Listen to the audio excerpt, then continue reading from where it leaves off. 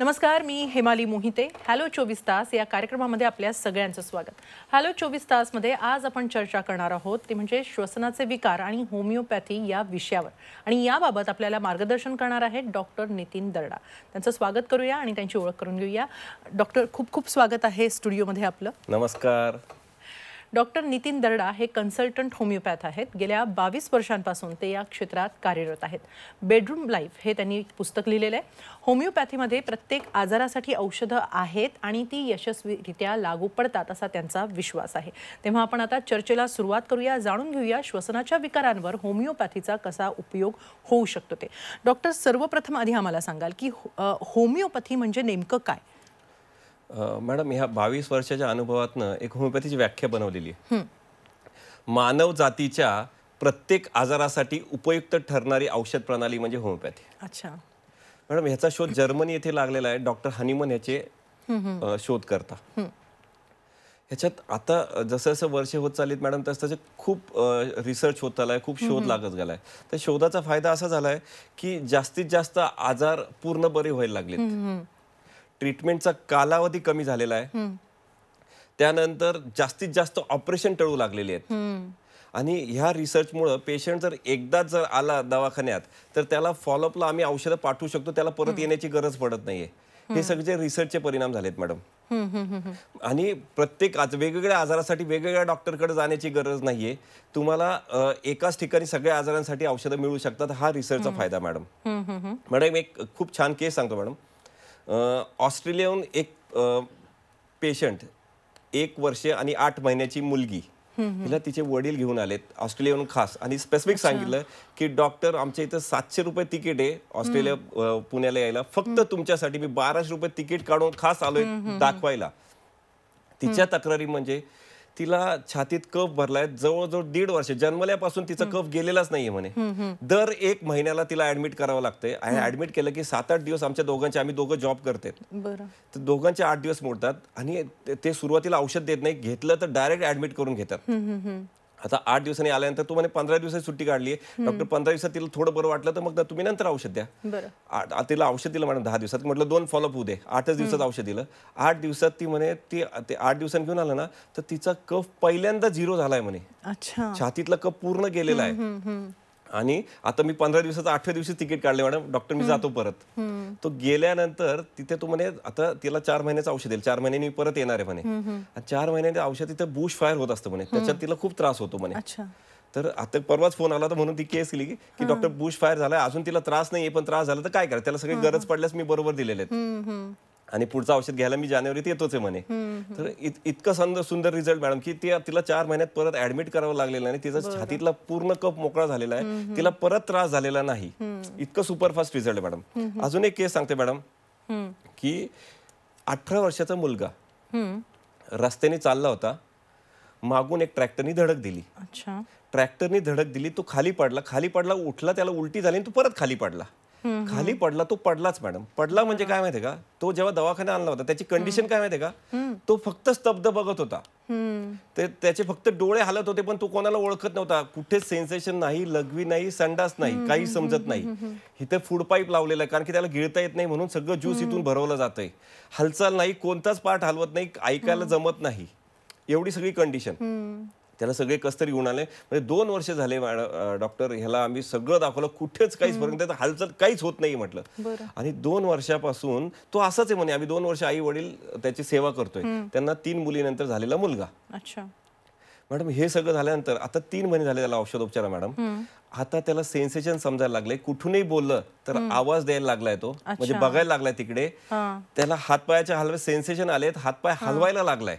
आणि मी त्याला म्हटलं तो पूर्ण कधी बरा होणार, जेव्हा तो माझ्या क्लिनिक मध्ये स्वतः चालत येईल तेव्हा. म्हणजे हा फोकस आहे मॅडम. आणि ही होमिओपॅथी मॅडम. आणि यामुळे आम्ही म्हणतो की आजार कोणताही असो, तुम्हाला होमिओपॅथीने फरक पडायला पाहिजे.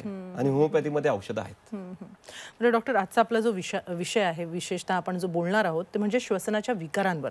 तर याविषयी अधिक माहिती द्याल? काय कारण असतात, काय लक्षणं असतात आणि त्याचे परिणाम काय असतात? मॅडम, श्वसनाचे विकार म्हणजे तुमच्या श्वास घ्यायला जे काही अडथळा करतात ते सगळे त्याचे विकार. बरं. आता इथून सुरुवात होते नाकापासून. नाकात म्हणजे सर्दी होणे, शिंका येणे, नाक बंद होणे, नाक वाहत राहणे, त्याच्यामुळे डोकं जड पडणे, डोकं दुखणे, काही काही लोकांचे कान दुखतात, घसा दुखतात, हे सगळे सिम्पटम त्याचे. आणि हे सगळे तुम्हाला श्वास घ्यायला त्रास देतात. आता हे कशा कशात होतं? सायनसमध्ये होतं, नाकाचं हाड वाढलं तर होतं, त्याच्यानंतर ॲलर्जीमध्ये होतं. ॲलर्जी कसली पण असतो. आता ॲलर्जी म्हणजे काय मॅडम माहिती आहे का, की सेन्सिटिव्ह टू, म्हणजे एखाद्या पदार्थासाठी तुमची बॉडी सेन्सिटिव्ह. आता सध्या जनरली ट्रेंड असं चालू आहे की लोक सेन्सिटिव्ह बघतात की कसली कसली ॲलर्जी, म्हणजे 70-80 पदार्थ 90 पदार्थाची सेन्सिटिव्ह, मग ते सगळे टाळायचे. आम्ही काय म्हणतो माहितीये का, की एवढं सगळं आता ॲलर्जी का तयार झाली आहे, कारण की तुमच्या बॉडीची प्रतिकार शक्ती कमी झालेली आहे. म्हणजे तो एक मूळ जर गाठला तर हे 80 नंबर सगळे उडून जातात. बरोबर. म्हणजे तुमची प्रतिकार शक्ती जर वाढली तर ऑटोमॅटिक तुमची सेन्सिटिव्हिटी कमी होणार. सेन्सिटिव्हिटी कमी झाली की तुमची ॲलर्जी कमी होणार आणि तुमचा त्रास जाणार आणि परत नाही येणार. अच्छा. हा फोकस, हो की नाही. त्याच्यानंतर नाकात सूज होणे, पॉलिप म्हणून प्रकार असतो. हे सगळं खूप लोकांना मॅडम रिकरंट लॅरिंजायटिस प्रकार होतो. त्याच्यामुळे घशात कफ तयार होत असतो आणि तो खाकरून कायम काढवतो. वर्षानुवर्ष तो त्रास होत असतो. तो त्रासही देत नाही जास्त, पण त्रास होत असतो. अशी खूप लोक आहेत, पण त्याच्यावर ते बघितलं तर औषधच होत नाही की काय कुठं काय होतंय. त्यामुळे त्याच्यामुळे पण श्वासाला अडथळा येतो. बरोबर. खूप खूप असेल तर वर्षानुवर्ष तो त्रास असतो. आणि होमिओपॅथीमध्ये खूप छान औषध आहे की 2-3 महिने घेतलं तरी तो पूर्ण जायला पाहिजे. त्याच्यानंतर कफ, म्हणजे छातीत कफ होणं, छाती भरणं, ते ब्रॉन्कायटिस मध्ये होतं.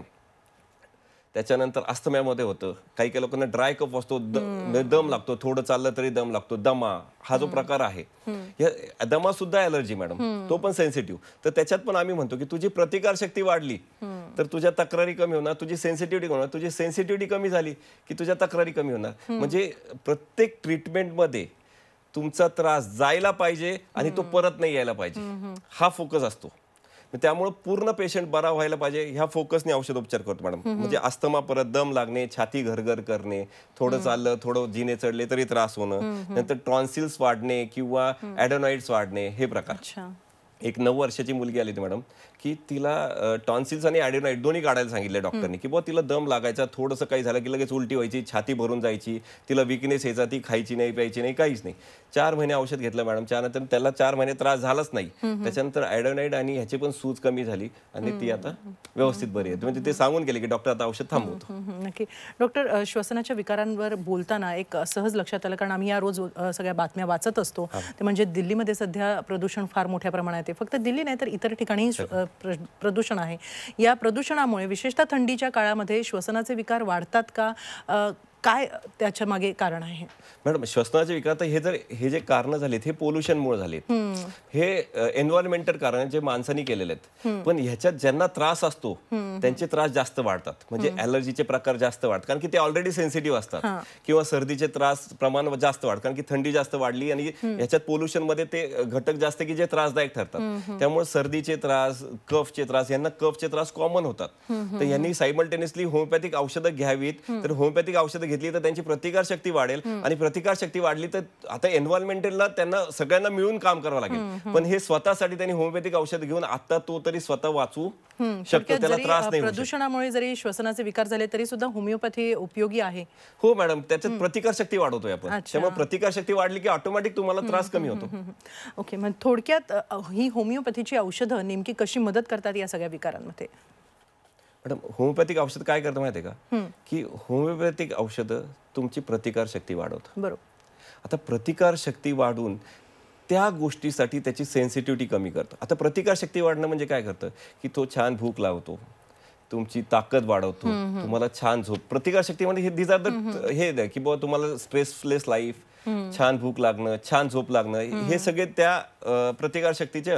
तर ह्या सगळ्या इम्प्रूव्ह होतात, आणि ह्या इम्प्रूव्ह झाल्या की ऑटोमॅटिक तुम्ही जगात काही पण फाईट करण्यासाठी तयार राहता. आता ह्यांचे ऑलरेडी काही लोकांना हेरिडिटरी त्रास असतात. तर ह्या सगळ्यांचे ह्याच्यात हेरिडिटरी म्हणजे काय, की तुम्हाला जर आजार झाला तर पहिली ह्या आजारांचे नंबर जास्त, पण तो होऊच नाही ह्याचा पहिलं टार्गेट आहे. तुम्हाला आजार झाला तर ना, तर तो झालाच नाही तर म्हणजे तुमची प्रतिकार शक्ती वाढली तर हेरिडिटरी चान्सेस बरोबर ते पण कमी होतात. त्यामुळे प्रतिकार शक्ती वाढवणं हा सगळा फोकस. आणि ट्रीटमेंटचा फोकस असा असतो की तुमची तक्रार जायला पाहिजे आणि ती परत नाही यायला पाहिजे. आणि हीच होमिओपॅथीचं औषध महत्त्वाचं आहे आणि म्हणूनच होमिओपॅथी औषधं प्रत्येकाने घ्यावीत. अच्छा डॉक्टर, दम्यासारखा विकार जो होतो त्यामागचं नेमकं कारण काय आणि त्यावर सुद्धा होमिओपॅथी उपयुक्त आहे? येस मॅडम, खूप छान प्रश्न विचारला.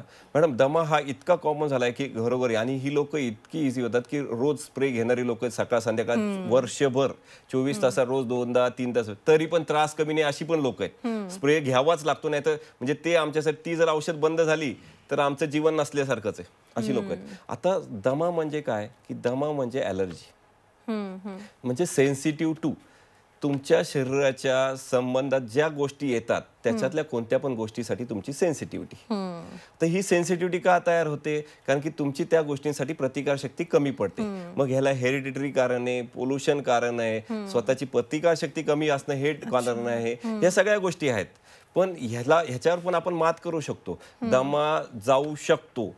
तुम्ही व्यवस्थित औषधं घेतली आणि व्यवस्थित औषध तुम्हाला सूट झाली तर तुमचा स्प्रे बंद होऊ शकतो. तुमचा त्रास जाऊन तो परत न होणार ह्याकडे होमिओपॅथचं लक्ष असतं आणि तशा खूप केसेसमध्ये झालेलं आहे. आणि त्या पद्धतीने पेशंट पूर्ण बदलावं, म्हणजे जी डिपेंडन्सी असते ना, आणि काही दिवसांनी आमचं पण औषध बंद होतं. म्हणजे त्याची प्रतिकारशक्ती वाढली. पहिला टार्गेट असतो, खूप जणांना स्प्रे चालू असतो, तो बंद व्हा. खूप जणांना गोळी चालू असते, ती बंद व्हावी. ती बंद झाल्यानंतर त्याची प्रतिकारशक्ती एक लेवल आली, त्याला सगळं खाता आलं, सगळं पिता आलं, सगळ्या वेदरमध्ये तो व्यवस्थित राहू शकला की आपलं होमिओपॅथीचं औषधही बंद करायचं काही दिवस. डॉक्टर, मग होमिओपॅथीची ही औषधं सुरू असताना जसं तुम्ही सांगतात की सेन्सिटिव्हिटी जास्त असेल किंवा प्रतिकारशक्ती कमी असेल तर त्यांना विकार होतात आणि मग तिथेच प्रतिकारशक्ती वाढवण्यासाठी आपण होमिओपॅथीची औषधं घेतो. बरोबर. पण मग ही प्रतिकार शक्ती कमी होऊ नये जी होमिओपॅथीमुळे वाढलेली आहे, तर त्यासाठी काही आहारामध्ये बदल करावा लागतो का किंवा जीवनशैलीमध्ये बदल करावा लागतो का? Good madam. मॅडम, सगळ्यात महत्त्वाचं प्रतिकारशक्ती डाऊन व्हायला सगळ्यात पहिलं रिझन मेंटल स्ट्रेस. तुम्हाला मेंटल स्ट्रेस आला की तुमची झोप गेली, झोप उडाली की तुमचा आहार कमी झाला, आहार कमी झाला की ही सायकल आहे अख्खी. म्हणजे सगळ्यात महत्त्वाचं त्याची मेंटल ॲबिलिटी, आम्ही जे म्हणतो ना की परत नाही व्हायला पाहिजे, ह्याचा अर्थ त्याची मेंटल ॲबिलिटी पण वाढणं गरजेचं आहे. आता मेंटल ॲबिलिटीमध्ये मेंटल स्ट्रेसमध्ये नोन आणि अननोन, म्हणजे नोन स्ट्रेस की जे आपल्याला रोजचे दैनंदिन आहे, financial stress, family stress, social stress, आणि अननोन स्ट्रेस जे आपल्याला माहित नाही. लैंगिक तक्रारीचा सुद्धा ह्याच्यावर खूप मोठा परिणाम होतो. म्हणजे लैंगिक डिस्टर्बन्स असेल त्यांच्या लाईफमध्ये फॅमिली, कारण की तो इनडायरेक्टली स्ट्रेस आहे, तो सांगता पण येत नाही, दाखवता पण येत नाही, बोलता पण येत नाही, आणि तो इनडायरेक्टली स्ट्रेस स्वतःला त्रास देत असतो आणि त्या त्रासाचा परिणाम हा होत असतो. असं एक मॅडम, एक छान उदाहरण सांगतो स्ट्रेसचा कसा इफेक्ट होतो बॉडीवर. एक 18 वर्षाचा मुलगा, मॅडम, खूप छान केस आहे मॅडम, एकदम 18 वर्षाचा मुलगा, त्याचे आई वडील घेऊन आलेत डॉक्टर. तो 10वी पर्यंत टॉपर होता. 10वीला सडन काय झालं, त्याच्या हातापायाची ताकद गेली, त्याला बोलता यायला तयार नाही, हातापायाची ताकद, तो हलताच, म्हणजे शाळेत जाणं तर बंद झालंय, बोलत नाही, त्याच्यात खाणं कमी आहे, त्याला विकनेस आलाय, जागेवरून हलत नाहीये, काहीच करत नाही. म्हणजे त्याला कसं तरी घेऊन आले ते हात पकडून त्याला पहिल्यांदा. मॅडम, सगळी 2 वर्षापासून त्रास आहे, खूप डॉक्टर, कारण की टॉप मुलगा माझा, एकदम अचानक काय झालं की तुला, तुम्ही इमॅजिन नाही करणार मॅडम. मी केस घेतली, त्याला माझ्या स्ट्रेचरवर बसवलं, त्याला एकच प्रश्न विचारला की राजा काय झालं रे की त्याच्यामुळे तुला त्रास झाला असं वाटेल. आता साधा प्रश्न, हा कॉमन प्रश्न आहे मॅडम. त्यांनी काय म्हणा माहितीये मॅडम, पप्पा मम्मा, पप्पा मम्मा. तुमच्या लक्षात आलं का? अरे त्याचे वडील चकित झाले. अरे बापरे, असं होऊ शकतं डॉक्टर? म्हणजे हा किती, म्हणजे तो 15-16 वर्षाचा मुलगा त्यावेळेस, त्याच्या वडील आईला मारतायत ह्याचा शॉक त्याला बसला आणि त्याचा इम्पॅक्ट इतका मोठा झाला. तुमच्या लक्षात येतं स्ट्रेस किती महत्वाचा आहे. आणि हा स्ट्रेस सगळ्यांना त्रास देतो. असे कोणता आजार कधी उद्भवेल ह्याचा भरोसा नाही. आणि मॅडम, तो पेशंट आता व्यवस्थित चालतोय, फक्त आता त्याला शाळेत जायला सांगितलं, तो आता रिजिड झालाय, शाळेत जायला सांगितलंय, बोलतोय आता छान, माझ्यावर फोनवर बोलतो, त्याचे वडील येऊन औषध घेऊन जातात. इतकं सुंदर रिझल्ट आहे होमिओपॅथीचा. त्यामुळे आम्ही काउन्सिलिंग, मेडिसिन आणि होमिओपॅथी औषध कसं देतं मॅडम, मेंटल ॲज वेल ॲज फिजिकल कंप्लेंट्स घेतात आणि त्याचं संपूर्ण स्टडी करून औषध देतो. आणि हा इतका सुंदर आहे आणि आम्ही केस घेताना इतका डिटेल घेतो, आम्ही माइंडला महत्व देतो. बरोबर. आता हा माइंडचा महत्व. म्हणूनच आणखीन असा हा प्रश्न पुढे विचारावा असं वाटतं की असे बरेच आजार आहेत, बरेच विकार आहेत.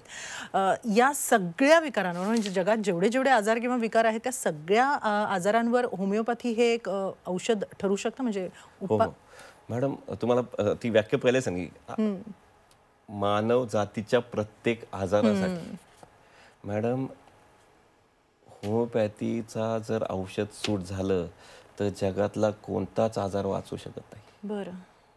आणि असे अनुभव आहेत आमच्याकडे तर सगळे टाकून दिलेल्या केसेस येतात मॅडम, की जे जग म्हणतं की नाही बा तुझ्यासाठी औषध नाही, तुला असंच राहावं लागेल किंवा तू ह्याच कंडिशनमध्ये राहणार, अशी खूप केसेस येतात मॅडम. आणि या सगळ्यांना रिझल्ट म्हणजे होमिओपॅथीमध्ये औषधं आहेत आणि त्याला नक्की त्याला आजपेक्षा त्याची कंडिशन बेटर होऊ शकते. आम्ही तर टॉप म्हणजे बरंच म्हणतोय, पण आजपेक्षा नक्की त्याला चांगला फरक पडू शकतो अशी. आणि खूप केसेस आहेत मॅडम अशा की ज्यांनी पेशंटला बरं वाटतं, पूर्ण बरा होतो, बरं वाटत नाही पूर्ण बरा होतो, अशा खूप केसेस आहेत मॅडम. डॉक्टर आणखीन हे आजारांबद्दल झालं, पण अनेकदा काही शस्त्रक्रिया कराव्या लागतात काही जुन्या आजारांमुळे म्हणा किंवा आणखीन बरीच काही कारणं असतील की ज्यामुळे शस्त्रक्रिया करायला सांगितलेलं असतं. तर मग या शस्त्रक्रिया जर टाळायच्या असतील तर होमिओपॅथी हे त्याला उत्तर आहे का? मॅडम आम्ही जेव्हा अभ्यास करतो ना औषधशास्त्राचा, तेव्हा आम्हाला एक गोष्ट शिकवली जाते की when you don't have any particular medicine for that disease, go for surgery. म्हणजे तुमचा त्या आजारासाठी काही औषधं नसतील तर तुम्ही सर्जरी हा पर्याय काढा. पण जर तुमच्याकडे औषधं आहेत आणि ती यशस्वीरित्या लागू होत आहेत तर का नाही तुम्ही होमिओपॅथिक औषधं घ्यावीत. बरं मॅडम, अशा खूप केसेस मी तर काय म्हणतो माहिती आहे का, की ज्याला पण सजेस्ट केलंय ऑपरेशन सजेस्ट केले त्यांनी सुरुवातीला 15 दिवस होमिओपॅथिक औषध घेऊन बघा, कारण की तुमचं आता डेट ठरली आहे. तर ते 15 दिवस औषध घेऊन बघा, तुम्हाला बरं वाटलं अजून 15 दिवस थांबा.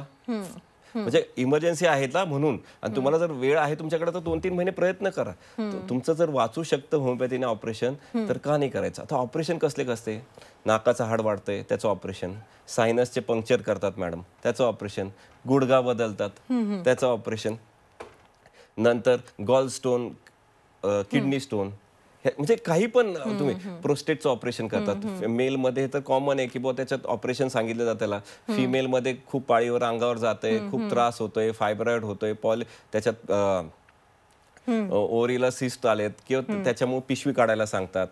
आणि ह्या सगळ्या ज्या तक्रारी आहेत मॅडम की जर लंबर स्पॉन्डिलोसिस, सर्व्हायकल स्पॉन्डिलोसिस, मानेचे विकार, कमरेचे विकार, ह्यांना कॉमनली सांगितलं जातं की त्यांना चालताच येत नाही, हलताच येत नाही तर ऑपरेशन कर, कारण की त्याच्यात ते मेकॅनिकल काम आहे म्हणे.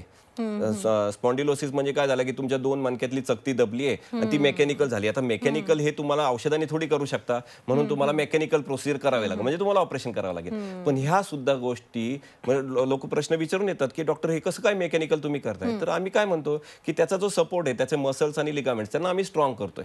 ते स्ट्रॉंग झाले की त्याचे मेकॅनिझम ते जे दबलं गेलंय ते मोकळं होतं आणि ती मोकळी होते. म्हणजे मानेतले गॅप म्हणा, कमरेतले गॅप, हे सगळे कव्हर होतात मॅडम. आणि या अशा प्रत्येक सर्जरीसाठी होमिओपॅथी औषधं आहेत. म्हणजे हार्ट म्हणा, किडनी म्हणा, आईज म्हणा, लिव्हर म्हणा. खूप जण तर लिव्हर ट्रान्सप्लांटचा पण एक पेशंट आला होता मॅडम, त्याला डॉक्टरने सांगितलं की तुला ट्रान्सप्लांट करावं लागेल. त्याच्या त्या फिगर जे CA-125 ते आहेत त्या जास्त आल्या होत्या. आणि डॉक्टरने त्याला सांगितलं, तू म्हणे नाही मी आता नाही करणार, म्हणजे एकदम 35-40 वर्षाचा मॅडम. आणि त्याच्यानंतर त्यांनी 3 महिने औषध घेतलं. 3 महिन्यानंतर त्याने आता तो चेक करत राहतो मध्ये मध्ये, पण डॉक्टर म्हणे आता टळलंय, आता म्हणजे त्याचे सगळे सिम्पटम्स गेलेत आणि त्याला तो आता बेटर फील करतो. म्हणजे प्रत्येक आजारासाठी औषधं आहेत मॅडम. तुम्ही राईट होमिओपॅथ पकडा आणि होमिओपॅथीकडनं औषधं नक्की घ्या, सल्ला तरी नक्की घ्या.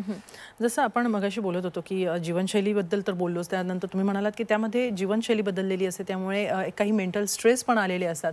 पण त्या व्यतिरिक्त मी पुन्हा एकदा परत विचारेन की आहारासंदर्भात काय काळजी घ्यायला हवी, विशेषतः जेव्हा होमिओपॅथी औषधं चालू असतील तेव्हा काही असं नियम आहेत? मॅडम आहाराचं पथ्य फक्त होमिओपॅथीमध्ये कॉफीचं पथ्य सांगतो. आजारासाठी जो आहार लागतो त्याचं पथ्य असतं. होमिओपॅथीसाठी फक्त पथ्य कॉफीचं आहे. आणि तुम्ही जसं म्हणता तसं मॅडम की आता ऍसिडिटी असेल तर होमिओपॅथीमध्ये खूप छान औषध आहेत की आम्ही काय म्हणतो, ऍसिडिटी का होते, कारण की त्याच्यात तुम्हाला झोप नसणं हा ऍसिडिटीचं सगळ्यात मोठं कारण आहे. तुमचं जीवनशैली म्हणजे डे टू डे लाईफ बदलणं ह्याच्यात, त्याच्यामुळे ऍसिडिटी होते, अपचन होतं, पोटाला त्रास होतो, संडास शौचाला त्रास होतो, ह्या सगळ्या गोष्टी त्याच्यात. मग तुम्हाला झोप छान लागणे आणि त्याच्यावर त्यावेळेस जर तुम्ही त्या पद्धतीने ऍसिडिटीचे त्या पद्धतीने पथ्य पाळणे, तेवढंच गोष्ट. पण आम्ही जास्त पथ्य सांगत नाही शक्यतो, कारण की औषधाने जर तुम्हाला झोप लागली तर तुमचं ऍसिड बरोबर सिक्रेट व्हावं लागतं आणि तुमचं पचन व्यवस्थित व्हायला लागतं. अशा प्रत्येक गोष्टीचं हे मॅडम. सर्दीसाठी आता कोणाला थंडीचा त्रास होतो तर सुरुवातीला म्हणतो की तुझी प्रतिकारशक्ती वाढू दे, प्रतिकारशक्ती वाढली की सगळं खाऊन बघूया आणि मग तुला त्रास होतोय का बघूया. खूप जणांना हे खाल्लं की मला दमचा त्रास होतो, खूप जण सर्दी, केळं खाल्ले की मला सर्दी होते, केळं खाल्ले की मला डायरेक्ट कफ चालू होतो, काय थंड पिलं की मला तर हे सुद्धा तुम्ही त्याच्याशी ऍडजस्ट नका हो. तो तुम्हाला विकार आहे, फक्त तुम्ही अंगावर तर तो विकार लगेच जाऊ द्या ना, त्याची तुमची ताकद वाढू द्या, वाढली की लगेच तुम्हाला ते पण खाऊ शकता तुम्ही. अशी प्रत्येक गोष्ट आहे. आता शौचाचा विकार, की कोण म्हणतं की आम्ही हे खाल्लं की आम्हाला शौचाला त्रास होतो, शौचाला टोचलं जातं, रक्त पडतं किंवा संडास साफ होत नाही, मग म्हणून त्रास होतो. तर तुम्हाला खाता यायला पाहिजे, मग तो त्रास होतोय ना, मग तो त्रास पण जायला पाहिजे. हो की नाही. पाईल्स म्हणा, फिशर म्हणा, ह्याच्या कंप्लेंट्स खूप जणांना अशा असतात. तो त्रास होतोच, म्हणजे रक्त पडणं, टोचणं किंवा त्याला तिथे खाज येणं, किंवा ह्याचं बेसिक कारण काय आहे की कॉन्स्टिपेशन. म्हणजे पोट साफ झालं तर ऑटोमॅटिक त्याच्यावर फरक पडतो. अशा प्रत्येक गोष्टी. डॉक्टर, जसं आपण म्हटलं की होमिओपॅथी ही प्रतिकारशक्ती वाढवतं आणि मग तेव्हा तो विकार, त्या विकाराशी सामना करण्यासाठी प्रतिकारशक्ती एकदा वाढली की तो विकारही नष्ट होतो. पण होमिओपॅथीची ही ट्रीटमेंट जर एक ठराविक काळापर्यंत चालू ठेवली आणि त्यानंतर जर ती खंडित झाली किंवा पूर्ण झाली, तर त्यानंतर प्रतिकारशक्तीवर त्याचा काही परिणाम होतो का, म्हणजे कमी होतो का, किंवा पुन्हा आजार येऊ शकतात? मॅडम, येऊ शकतात, पण आम्ही त्याच्यानंतर काय सांगतो की आम्ही त्याचे ब्लॉक्स आहेत ना. आता बघा, होमिओपॅथिक औषध मनावर काम करतं. कोणता पण आजार सुरुवात होताना त्याचं मन पहिले डिस्टर्ब व्हावं लागतं आणि मग आजार येतो. हो की नाही. तर आम्ही दोन गोष्टी सांगतो, तुझा त्रास जायला पाहिजे आणि परत नाही यायला पाहिजे. परत नाही यायला पाहिजे ह्याचाच अर्थ असा होतो की त्याचे जे ब्लॉक्स आहेत, म्हणजे त्याला जे स्ट्रेस आहे, जे मनात त्याच्या डिस्टर्ब केलेलं आहे, त्या सगळं इम्प्रूव्ह होणं गरजेचं आहे. म्हणजे त्याचा सबकॉन्शियस माइंडमध्ये जो न समजणारा स्ट्रेस आहे तो सुद्धा जायला पाहिजे. समजा लैंगिक तक्रार असेल तर त्याच्यात पण बेटरमेंट यायला पाहिजे, किंवा अजून तुझ्या काही प्रॉब्लेम्स असतील की तुझ्या डोक्यात काही ब्लॉक्स असतील, कोणाबद्दल राग असेल, कोणाबद्दल, तर ते पण झिरो होतं. माणूस सगळ्यात पहिली होमिओपॅथी औषधाचं हे काय म्हणा माहिती आहे का, की ही फील्स बेटर. म्हणजे त्याला आतून बेटर व्हायला लागतं, त्याला बेटर वाटायला लागतं, त्याला झोप छान लागायला लागते, म्हणजे त्याचे सगळे ब्लॉक्स कमी व्हायला लागतात. डॉक्टर, जसं तुम्ही मगाशी एक उदाहरण दिलं की ऑस्ट्रेलियावरून एक आपल्या मुलीला घेऊन आला आणि त्याने तुमच्याकडून तपासणी करून घेतली आणि मग औषधं घेतली. असे जर काही रुग्ण आले तर त्यांना तुम्ही बाहेरगावी त्यांच्या ठिकाणी औषधं कशी पाठवू शकता?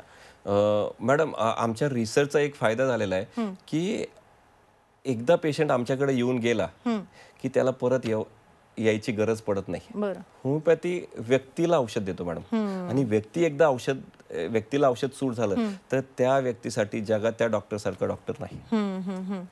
तर त्या व्यक्तीला औषध दिल्यानंतर त्याला जर सूट झालं तर त्याला परत येण्याची गरज नाही. त्यांनी 4 दिवसापूर्वी फोनवर औषध बाबत, जिथे पण कुरिअरची सर्व्हिस आहे तिथे, ते काम आमचं नाही, ते कुरिअरवाल्याचं. जिथे मेडिसिन जायला अलाउड आहे किंवा जे नेऊ शकतात, इथे सगळीकडे आम्ही औषध, आपल्या इंडियात तर कुठे पण औषध पाठवायला इथे, पण बाहेर देशात, ज्या देशात अलाउड नाही त्या देशात पाठवत नाही, पण काही देशात जिथे अलाउड आहे तिथे सगळीकडे आम्ही पाठवतो. तर सेकंड टाइम त्यांनी फक्त फॉलोअपला फोनवर करायला सांगायचं. फोन केला की आम्ही त्याला औषध पाठवतो. आता एक फिमेल होती मॅडम की ज्याला मान, पाठ, कंबर 10 वर्षापासून दुखत होती, तिचे पाय दुखत होते, तिला झोप लागत नव्हती, रोजची कामं करू शकत नव्हती, 55 वय होतं तिचं. ती एकदा सुरुवातीला दाखवून गेली मॅडम. ती म्हणे डॉक्टर किती, मी 3 ते 6 महिने औषध घ्यायचंय. सुरुवातीला दाखवून गेली, प्रत्येक वेळेस फोन करायचा आणि ती औषध मागून घ्यायची. त्याच्यानंतर फॉलोअप लागला नाही. मागच्याच वेळेस फोन केला, डॉक्टर आता मला सगळ्या ह्याच्यात बरं आहे. डॉक्टर, खूप कार्यक्रमाची वेळ संपत आलेली आहे, त्यामुळे आपल्याला हा विषय आटोपता घ्यावा लागतो आहे. पण होमिओपॅथीबद्दल, म्हणजे तुमचं हे बोलणं ऐकल्यानंतर होमिओपॅथीबद्दल जर कोणाचे काही गैरसमज असेल तर ते नक्की दूर व्हायला मदत होईल. तुम्ही इथं आलात आणि या कार्यक्रमामध्ये इतकं छान मार्गदर्शन केलं, त्याबद्दल खूप खूप धन्यवाद. मॅडम, तुम्ही पण खूप छान मुलाखत घेतली मॅडम, धन्यवाद मॅडम. याबरोबरच हॅलो 24 तासमध्ये आज इथंच थांबूया. पुन्हा भेटूया नव्या विषयासह.